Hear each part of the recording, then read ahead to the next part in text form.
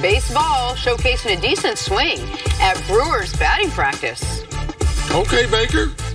So Christian Yelich, the NL MVP last year, he and Baker are very good friends. Christian Yelich, former Miami Marlin, now Milwaukee. Instagrammed at him all throughout the run last year. Oh, really? Kept rooting for him the whole time. Jenna is our Instagram update. I have to be something. No, you're a lot of things, Jenna. Don't discount yourself. You're invaluable to the show. Very much so. But the Instagram updates. Not so much, but go ahead. Wow. So much shade the last few days from my partner, Chris Carter. Stories to start your morning. This seems like a good time to start with stories. Dirk Nowitzki became the 6th leading scorer in NBA history last night, passing Wilt Chamberlain. Nick, how impressive has Dirk's career been? Somehow he's become historically underrated. He's top 20 all-time guy in NBA regular season and finals MVP. Now the 6th leading scorer ever. The 2nd greatest foreign-born player and the greatest European player of all time. What an absolutely remarkable run. And this is the type of career see where you're happy it all happened in one place. That he was acquired by Dallas on draft night and stayed there his entire career. And changed the game. Not only an exceptional player, but how the game is played since Dirk came into the game as far as being a stretch 4, stretch 5, putting the big guy behind the three-point arc, how it opened up the court. We know players are bigger, stronger, and faster, but because of Dirk, his impact on the game, it's created more space. That's why guys can still score the basketball. Tremendous career. Moving on to the Warriors now. They lost to the Spurs last night, mainly due to a tough shooting night for both Steph and Clay. Warriors now tied with Denver for the 1 seed in the West. Nick, how big of a deal is this? I don't think it's a huge deal. I think they will still get the 1 seed. I'll tell you this much. It matters a lot for those teams jockeying for the 3 seed. Well, do you really want the 3 seed if the Warriors end up falling to the 2 line? Or would you prefer being the 4 line? The Western Conference playoffs are all messed. 5 through 8 is all close. 3 through 5, it's confusing up top. This was a night about the Spurs playing extraordinary defense. They had a rough stretch during the rodeo road trip C. Since then, they have been on fire, skyrocketing up the standings. Yeah, Warriors couldn't make a shot, but I believe that number 1 seed, it's important. It's what you want to, just in case you get to that game number 7. And I don't think those teams at the bottom, it's so bundled up, they can't concentrate on the Warriors or the Nuggets, but that number 1 seed, you'd like to be the number 1 seed and the chance to build a 3-peat. All right, moving on. The Boston Celtics continuing their up and down season, losing to the Nuggets last night despite 30 points and 4 steals from Kyrie Irving. Boston now the 5th seed in the East, 1 game back of the Pacers. CC, what do you make of the Celtics with 11 games left in the regular season? Well, I wouldn't want to overreact to this because Denver's a better basketball team. They played more basketball consistently than the Celtics. And then the back end of that, this is what the Celtics do. Up and down, up and down. They're really, really talented. But the cohesiveness never got back what they had last year in the playoffs. And one of the reasons last year that offense was better than a lot of us expected is they were generating a ton of corner threes and they were knocking them down. I couldn't believe this number I heard this morning.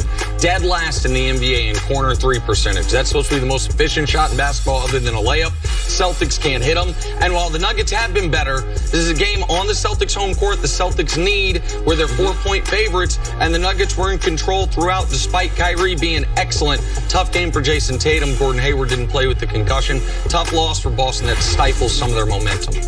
All right, finally, perhaps no one will be under a bigger spotlight than first-year Browns head coach Freddie Kitchens. GM John Dorsey said Kitchens will, quote, hold players accountable. All right, Chris Carter, is Kitchens the biggest question mark for the Cleveland Browns heading into this season? I think there's just a number of questions when you have a young coach. I think that the ownership, John Dorsey, Alonzo Highsmith, the guys that picked the players, they got the right guy. I mean, you have to look at the people that they turned down. I mean, they could have easily. They thought, because Dorsey was from Green Bay, they thought for sure. Mike McCarthy. Mike McCarthy, he's going. I mean, imagine Mike McCarthy coaching this team approaching the season. Will we have these questions about the coach? No. What about Bruce Arians? What if he comes out of retirement, which he did, to coach Tampa Bay? What if he was coaching? Would we have those questions? No. I'm sure both of those guys would love to be getting ready to coach this team. Absolutely. So the thing about, if we're being honest, we should have some questions at Freddie. Now, for me, I don't have as many questions as other people because I sat down and met with them, covered them in week number 14 of last season, preparing for the Carolina game, and I talked to the players. and the players respect him.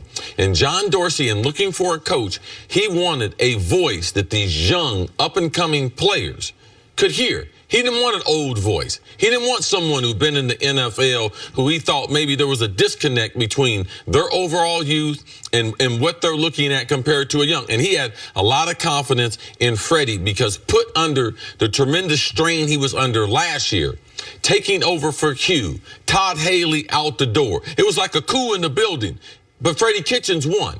But he won over that locker room by the things he said. I was very comfortable with his press conferences. As a first-time coordinator, I know in talking to Baker Mayfield, Baker thinks that he is the guy that's going to make him the type of player. So, yes, I'm confident in Freddie Kitchens, but there will be bumps along the road. Even if he had 10 years experience, there are going to be bumps with this football team. We should expect that. And he's a total unknown in this job. And there's going to be questions about anyone in that role. People, I think, have misremembered the very recent history. That, okay, so those guys got fired, and Freddie Kitchens was the interim head coach, and No. He elevated to offensive coordinator and associate head coach. We've seen in the past where someone gets fired midseason, he's the interim head coach, Dan Campbell in Miami. They go on a bit of a run. It's like, hey, should we keep him as the head coach?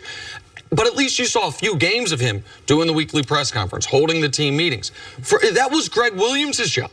So even the Browns don't know what type of head coach he'll be. Now, the biggest reason I think he got the job was because of what we saw from Baker once that Hugh and Todd were out of the building, that Greg Williams took over and he took over the offense. Yeah, I think it's a little more than just Baker, because their offensive line improved drastically. Their philosophy, how they were, people think, well, the Browns, Baker. No, the Browns started running the ball. They became more physical.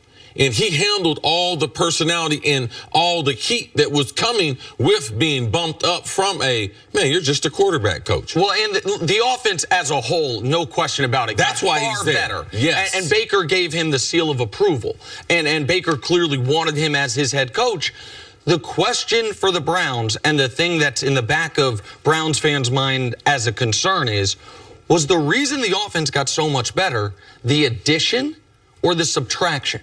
Meaning, was it that Freddie Kitchens helped elevate everything, or was it that Hugh and Todd was such a toxic situation that just getting them out of the building allowed the offense and Baker and the team as a whole reach what it should have been earlier in the season? You have to greatly hope it's the former, that it was that Freddie Kitchens was a quality add as opposed to you just got rid of the toxicity. But no one should prejudge him. No one should say he's going to be a failure. That would be ridiculous. But it'd also be ridiculous to say, I know he's the right guy to be the head coach. Nobody does. Or he's never been a head coach. It doesn't matter because you have so much talent on that team. It wouldn't even matter. Oh, I think John Dorsey knows. He had a chance. He had the pick of the litter.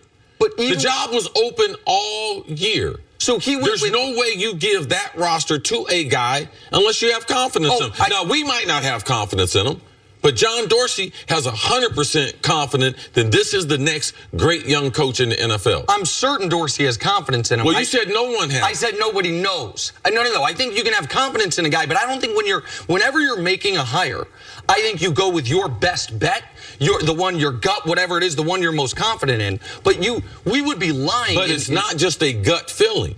He was basically the head coach for half the roster for half the season. Right. And so it's not a gut feeling. He has some evidence to support it. Yes.